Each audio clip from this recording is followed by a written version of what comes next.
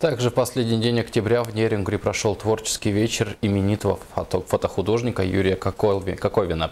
Его работы известны даже за пределами России. Подробности вечера в репортаже наших коллег.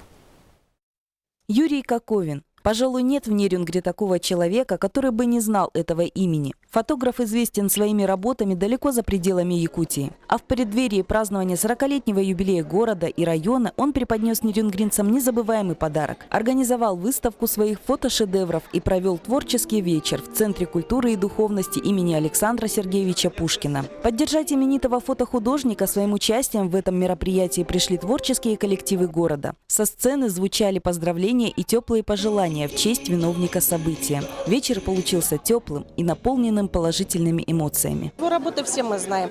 Я здесь тоже с 80-го года. Этот город для меня очень близок, дорог.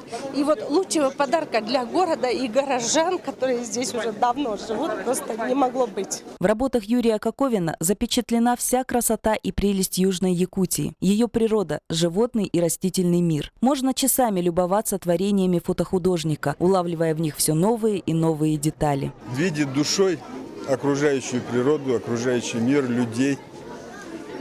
И умеет это все сохранить, запечатлеть. В работе фотохудожнику всегда помогала его верная спутница, супруга Галина. С малолетства фотограф прививал любовь к этому искусству и своей дочери Дарье. И, конечно, они волновались не менее самого Юрия. Вечер, несомненно, прошел на высшем пилотаже. Скажу, очень все переживали, то есть получится, не получится.